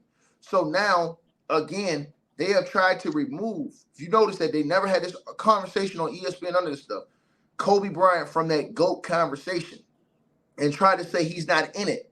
So now you've had players that come out, former players that have played against Kobe, And it's funny because all of the media, and it's just like Rashad McCann said on the Gilbert Arenas show, all of the players, most of all the players that played against Kobe Bryant, all the players saying that, hey, man, Kobe's probably the greatest player I've ever seen. Second greatest player I've ever seen outside of Mike. Kenyon Martin said it. Hey, man, look, the best player I ever played against is Kobe Bean Bryant. That's the best player I ever played against. Lace him up against. Even Gilbert Arenas admitted that Kobe Bryant was the best player he's ever played against, but he says that he gives it to LeBron because LeBron's clock is still ticking and he's still accumulating accolades. And that's why he says that. So here's my question to y'all, and Elder, you and Cope, I'm gonna let you. This will be a good one. Should we judge the greatest players of all time solely based off accolades? Should we base it off longevity? Should we base it off your game? Period. Your ability, your skill set, or how should we do? Should we put it all in one? And what do you think about people?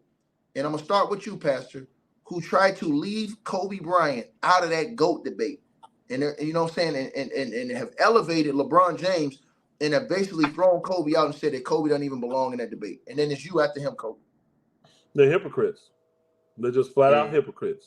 Because I guarantee you, all of those people that say that about him, and they will use that number one excuse, his accolades don't match up, none of them had Kareem Abdul-Jabbar over Michael Jordan as the GOAT when his accolades was way higher than Michael Jordan's. So if accolades is all that matters, why was not Kareem your GOAT then? Longer playing time, more points, same chips, all this stuff. His accolades was on another level, more than Jordan's. You didn't give it to him. I agree. You still had Jordan. Let me finish. So you still had. I'm only jumping in. I'm only jumping in to agree.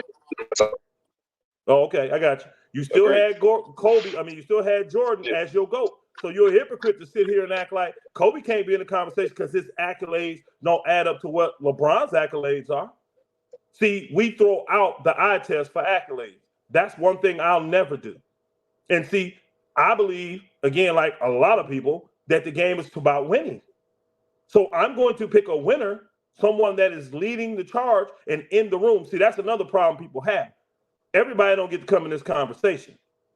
There are great players, but they're also Hall of Fame players. They're also elite, top of the line players.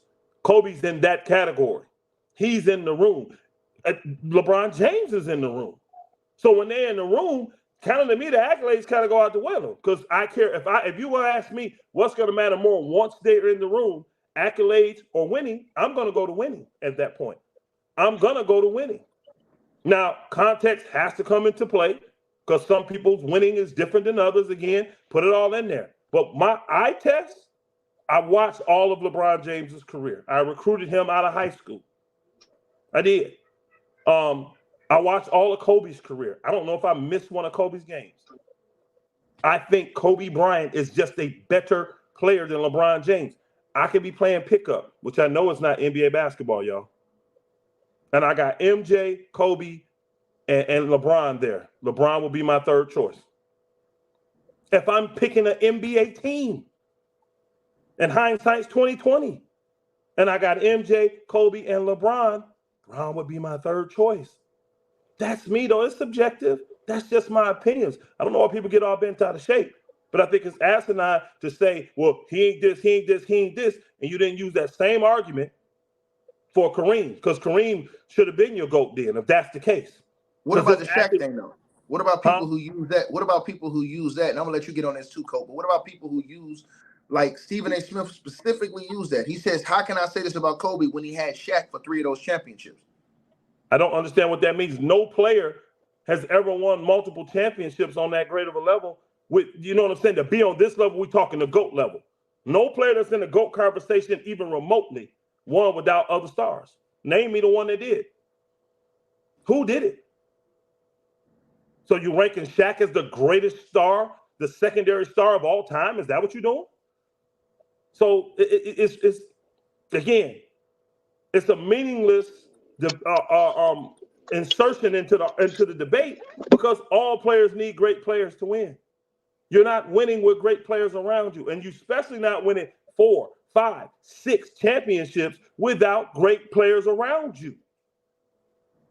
So tell me the guy that did it and didn't have other Hall of Famers with him. Tell me that guy. Because even LeBron James with the 4 he won, he did it with Hall of Famers. He did it with Hall of Famers. He did it with top 75 players. Yeah, respond to that, Colt. I just want to.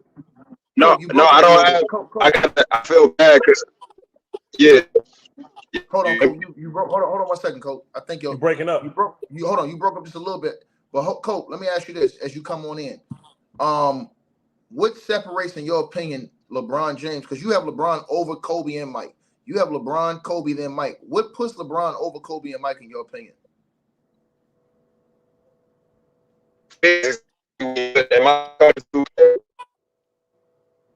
Can you? Hey, Cole, hold on. You breaking up a little bit. You in a little bad area. Hold on, y'all. Yeah, I'm at the airport, fellas. I actually got to jump. I feel bad. Hey, Cole, you good now? Go ahead. You good. Go ahead. All right. I'll just say quick, and I got to jump. I got to pick my newborn up. But let's go, man. For me, it's the beginning. What Elder was hinting at is full picture. And like it's the reason why I said it is because of not only game but accolades, longevity, all the pieces of the puzzle. And I want us to dive into that, but I can't right now. Long story short, but I'm actually agreeing with the analysis that we may differ, like how we come to our top 3, but everything what Elder is saying is anyway. I just talk about details is why I think LeBron, but.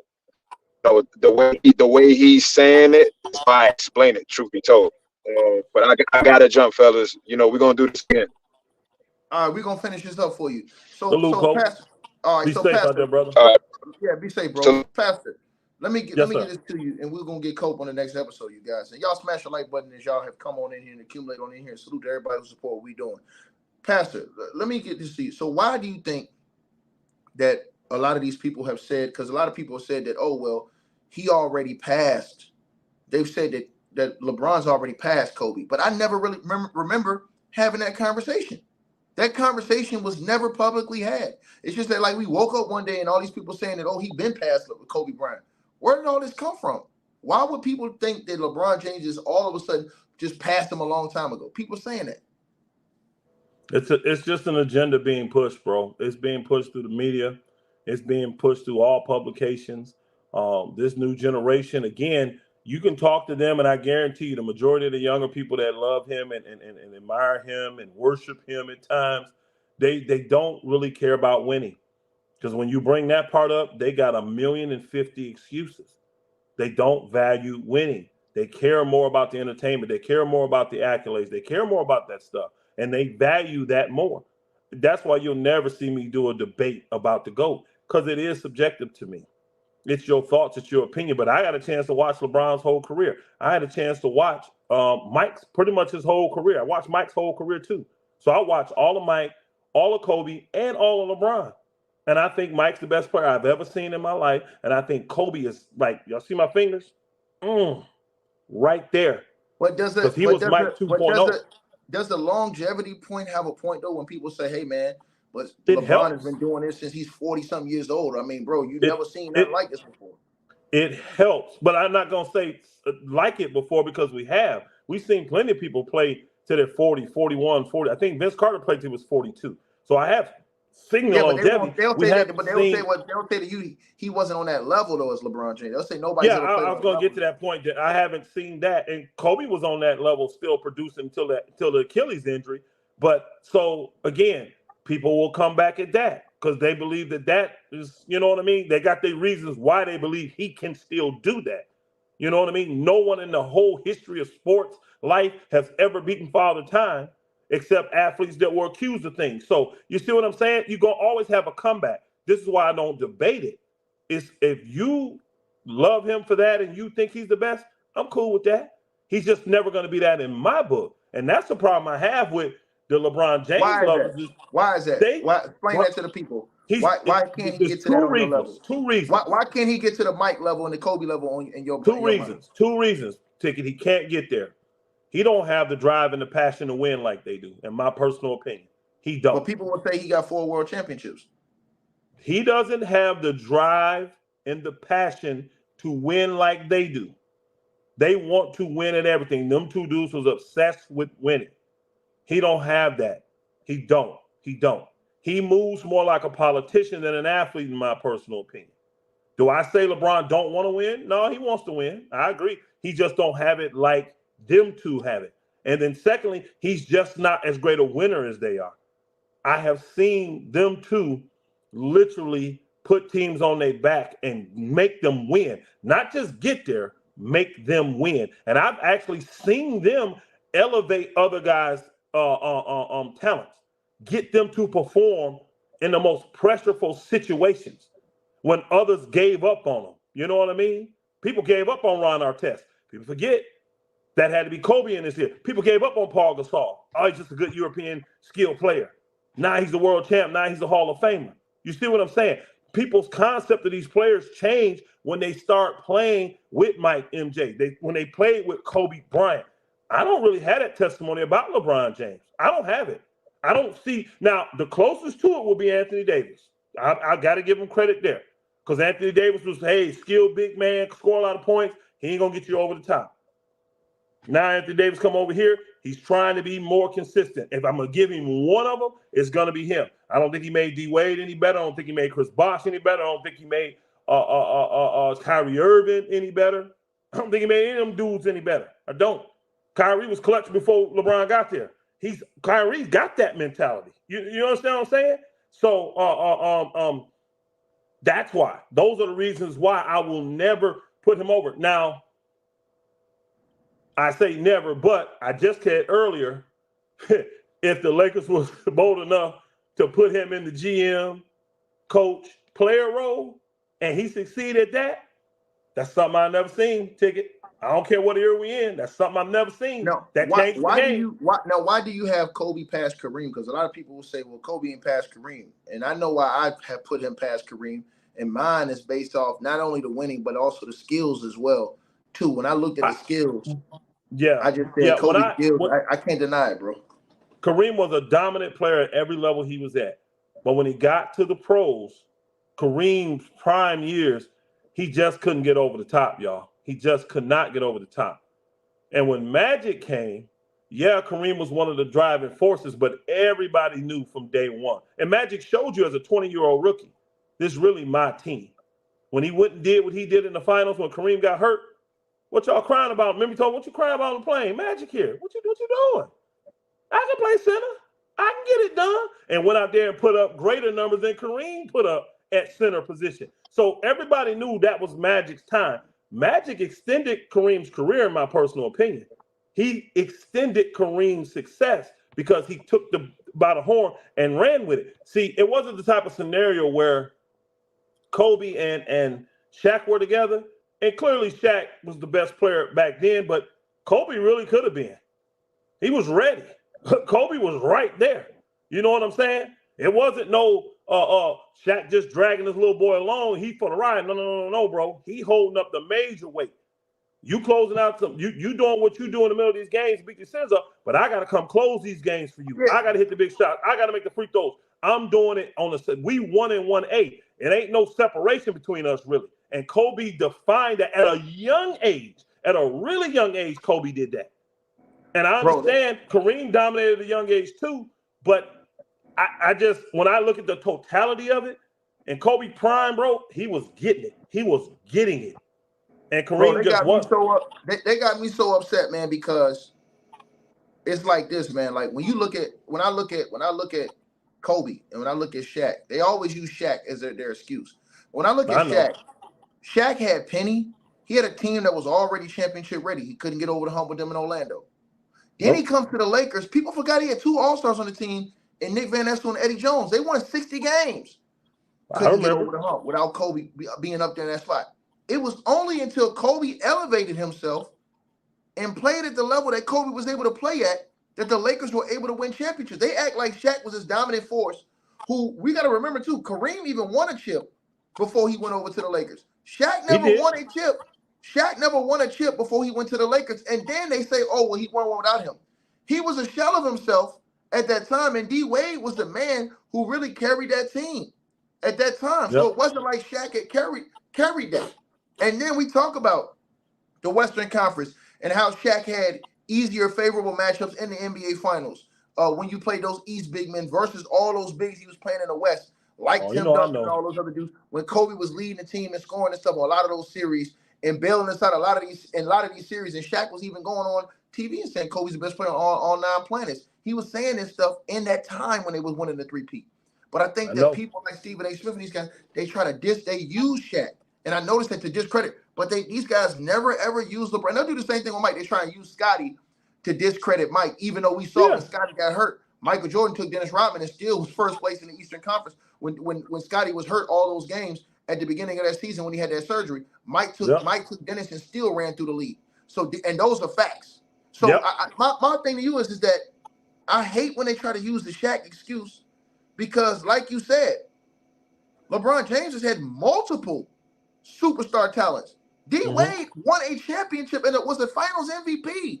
People stripped D-Wade of what he really was. D-Wade was in his prime and handed it to LeBron. Because like you said with the whole Genie Bus Lakers thing, if you want to get the best out of whatever you're doing with LeBron, you literally have to sell yourself out for LeBron James. And D-Wade, people forgot he was in his prime. D-Wade could have went and teamed up with 2 other top 10 players in the league and probably won another championship without LeBron James. See what I'm saying?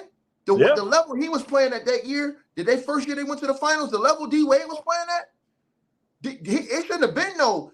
I don't know a lot of dudes ever gave that up, Pastor. I don't know a lot of dudes at the level he played at, the way LeBron played. I don't know a lot of players that would have said, you know what, man, you go ahead and do it, man. I'll take a back seat. And they discredited D-Wade for that. And he did that on purpose to help this man. He did. Then you go to Cleveland. Kyrie Irving. I mean, he comes up big time and delivers the goods. Minimal to no credit. Kevin Love, minimal to no credit. AD was basically dragging the Lakers that whole season. Minimal to no credit. Come on, bro. It's go ahead, It's a different dynamic that's going on. But again, when you talk about the winning, like they use the excuse that Kobe wasn't ready. I heard that many times. I watched some dude, I can't remember who it was. It was a player for the Lakers back then. He just was on TikTok, YouTube, something. I just saw the video like a couple of days ago. And he talked about how he got there and Kobe lit the summer league up.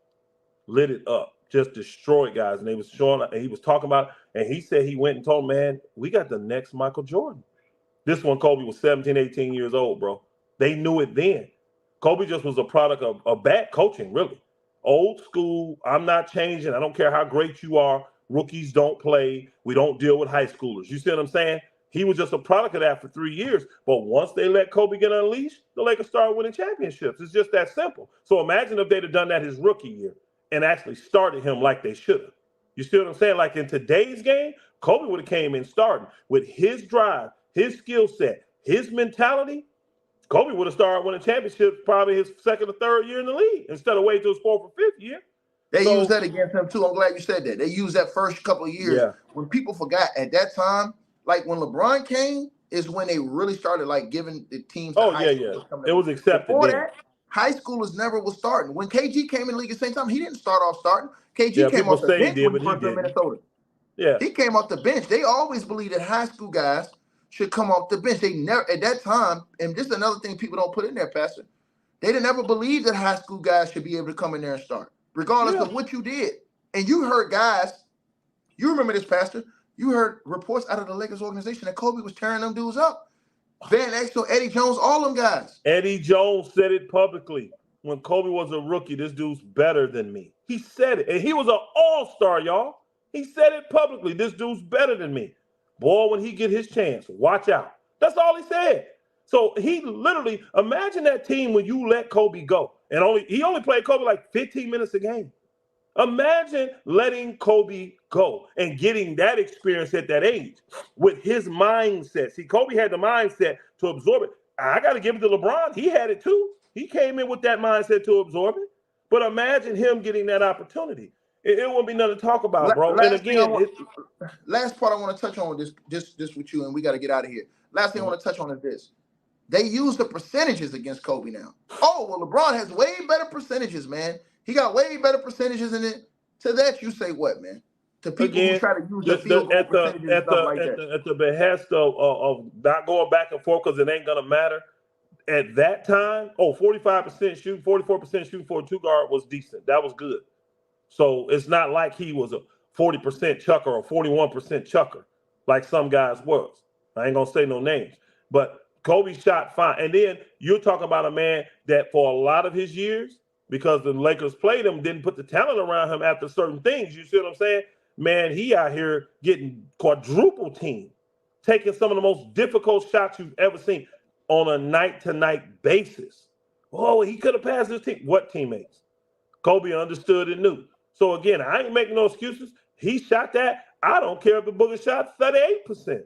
From the way he was, and then those last 3 years really pulled his whole average down too, because he's out there hurting. He's really like a circus show, man. That's really what it was. The last 3 years was an honor to him and all that, but he wasn't the same player. And they just, again, context actually matters.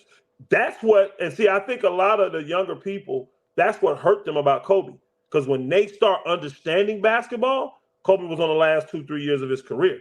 So all they saw was like, this dude suck. He bricking. You see what I'm saying? Their concept in their mind was, this is Kobe.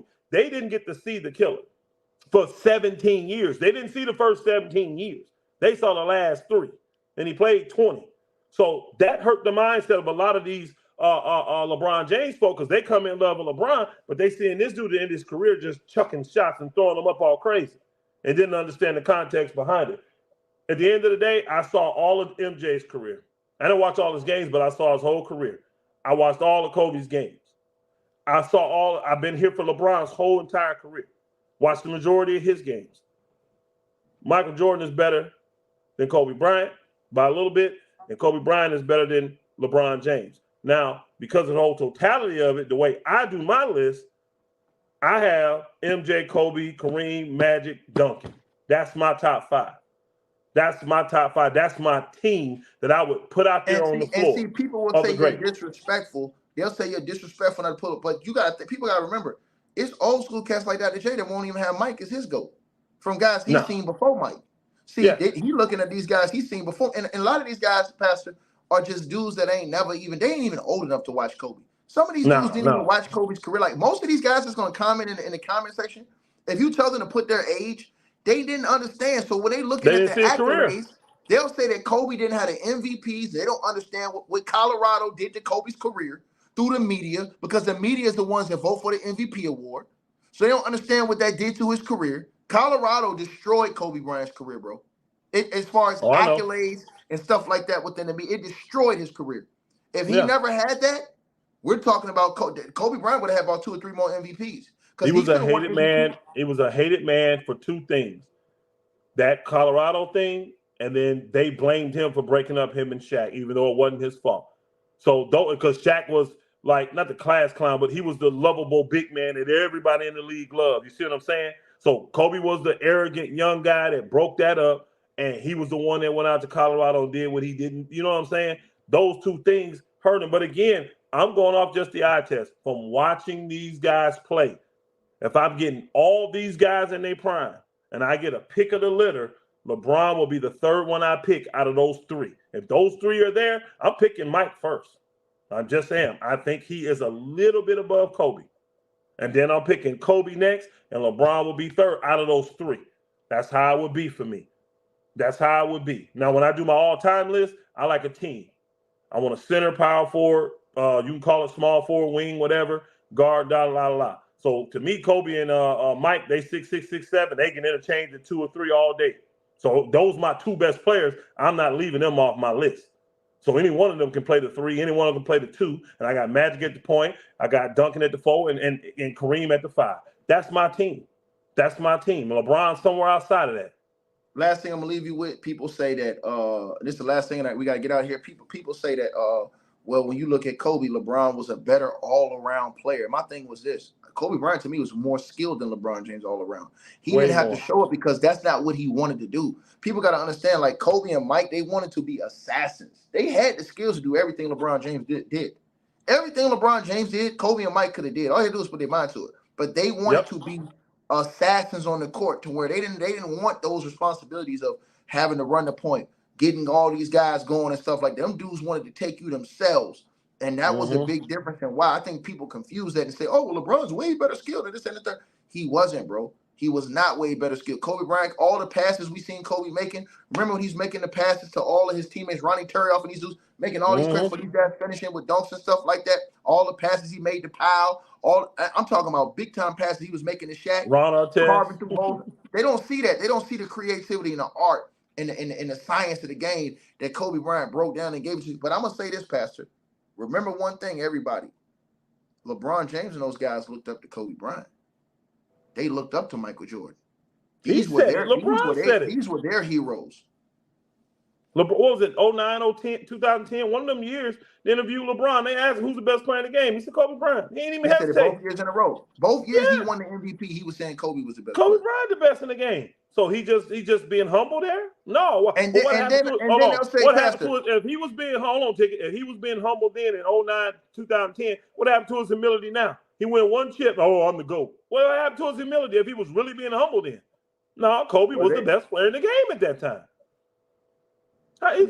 Coming off 3 straight championships and 2 back-to-back championships with the championship 3 years in a row and won the last 2.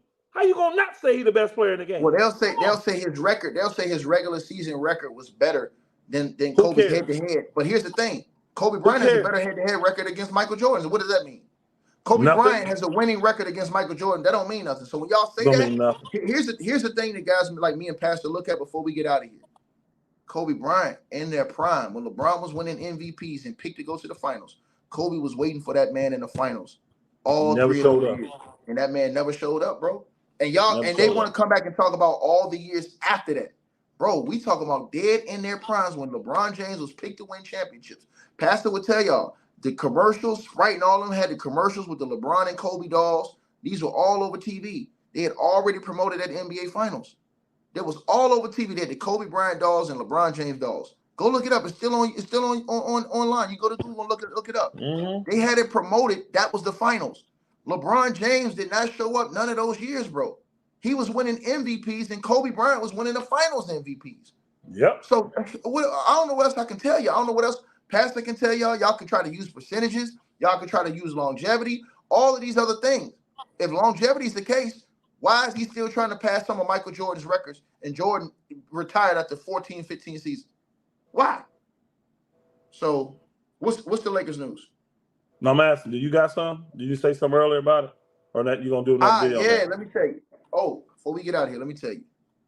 So it was a chart that came out today. That you know who probably put this chart out. So the chart that came out today that showed the plus minuses for the Lakers. Oh, boy. And on these Lakers plus minus, you won't believe where they have Anthony Davis on the Lakers plus minus. Now, on the Lakers plus minus, AD is apparently one of the worst players on the team this season. And people wouldn't believe that. And so they put out the plus minuses, and here's the Lakers plus minus for this season so far. Roy Hachimura has the best plus minus of the Lakers. He's a plus 56. D'Angelo Russell has the second best. He's a plus 54. Christian Woods, the third best, plus 21. LeBron James, the fourth best, plus 11. Jared Vanderbilt, the next one, plus 8. Dylan Windler, plus 4. Skylar Mays, plus 4. Gabe Vincent, who hasn't played but 5 games, is a minus 2. Colin Castleton, minus 10. Max Christie is a minus 13. He's number 10. Alex Fudge is a minus 20. He's number 11. Cam Reddish is a minus 23. He's number 12. AD is a minus 28 for this season, and he's number 13. AD is a minus, and they made a point to say AD is, and I'm going to show you guys. Then it's Maxwell Lewis, Demoji Hodge, Jalen Hood Shafino, Jackson Hayes is a minus 53. Torian Prince is a minus 96. And the worst plus minus on the team is Austin Reeves. He's a minus 134 for this season for the Lakers. And again, this was the headline of the article right here, as you guys can see. Lakers players plus minus. Anthony Davis is surprisingly bad. D'Angelo Russell is second. And so this, to me, I know why this was put out. To make one guy look good and another guy look bad. What's your thought on the plus minus, and then we got to go? It's like every other stat. It's a fact, but it don't tell the whole story. It don't tell the whole story. Because anybody that watched the game with your eyes will tell you Anthony Davis is not our worst player. Austin Reeves is not even our worst player. You see him? Taurean Prince is not even our worst player. The plus minus is affected by 4 other guys on that court, plus the 5 other guys on the other team. So you don't have control over your plus minus like you do your rebounds, like you do your assists, you don't even have control, but like you do your scoring, like you do your steals, things that are just really, truly individual stats. You don't have control over that. So I don't give any credence to that. I don't give no credence to it whatsoever. And again, it's an agenda when someone puts that thing out there like that. It's an agenda. All right, man. We're going to leave it like that. You guys make sure that y'all check those links I told y'all about at the beginning of this video. We sorry about the beginning of the video. That was StreamYard. They smoothed it out at the end. And y'all see we got out smooth in the end. StreamYard has some issues going on that won't happen again. Pretty much. Hopefully it won't. But they had some issues going on that they cleaned out. Sometimes it happens like that. But it is what it is. Make sure y'all go to Pastor's channel, man. Straightway Georgia, Pastor Rufus. And also, Pastor Rufus, my bad. And also, go to Kareem's channel, the Kareem Report, and check out Kareem's channel. And also check out the show, the Kareem and Elder Show. And also, don't y'all forget to go check out The Beat. And I'm going to put that link to The Beat. Pastor's on there cooking on this NBA content. And he's on there dropping it big time for you guys. And so y'all make sure y'all go check out that as well. I'm gonna put those links in the comments and in the community post. So y'all make sure y'all check that out, man. Pastor, you said you just dropped the video over there you got one of you dropped. I sent it earlier. I don't know if the guy posted or not. I sent it before I got on with you, like a couple hours before that. So it should be something posted today, if he got to it. But yeah, I did do another video. So it should be getting posted over there on the Beat.23 today. I'm on my phone, so I don't know if I got it or not. I don't know if he'll send me the link when he do it. Last quick question. We're going to go out on this. If the Lakers turn it around completely, will you come out of retirement? If they turn the season around. If they turn the season around, and start playing like they did with the tournament in the in-season tournament, will you come back? They can win the chip this year, and I'm not coming out of retirement. Man. I'm telling you, my standards is Jeannie has to give over that control, and they have to cut their ties with. Because I don't see. Be right if they win the chip, wouldn't she be right though? Nah, I don't necessarily. Was she right in 2020? No, I'm saying, but if they win the chip, that means she would have had 2 chips on her watch, a Western Conference Finals, an in-season tournament championship. Now, hey, you just got done saying all these people minimum credit, no credit. You think she finna get credit for that? No, I'm saying, but I'm talking about from you. I'm saying you saying that the only thing that she do you think she finna get credit for that? No, I'm saying no. I agree. Hold on, I agree with you. That's why I'm asking you. No, that's why I'm saying no. No. Now I don't think they're gonna win the chip this year, no matter what trades they make. But it would take a compliant LeBron. But the only way he's gonna be compliant is getting what he wants. And then when he gets what he wants, guess what? He's gonna get all the credit. That's just how it works today. She ain't getting no credit. She don't even get credit for the 2020 championship. They give it to LeBron now. He was the MVP. He's MVP. They give him all the credit now. So no, the standard for me to get back into that mode where I'm as loyal to them as I have been for 40 years is I need that basketball operations turned over so that the Lakers can have a future. Not as soon as LeBron leaves, we go right back to the gutter. Because see, that's what would happen if she's in control. When LeBron does decide to leave here, that thing going right back in the gutter, right back in it, right back in. I can see it. AD hurt, can't play. I can see it ticking. I'm telling you, nope. Get that over to people that know basketball. You don't know basketball, Jeannie. Just because you've been around it don't mean you know it. We're gonna pull you back up in a couple of days. Golden State lost again tonight. They lost to Memphis tonight. Wow, and Memphis got like 6 guys out. Man, listen, it is horrible in Golden State. It's getting ready to be a fire. And Draymond Did Draymond play? Did Draymond finally play? Yes. He came back and played tonight too, and they still lost. So yeah, y'all, we're gonna get back at it. Pastor, I appreciate you coming in, man. Salute my brother.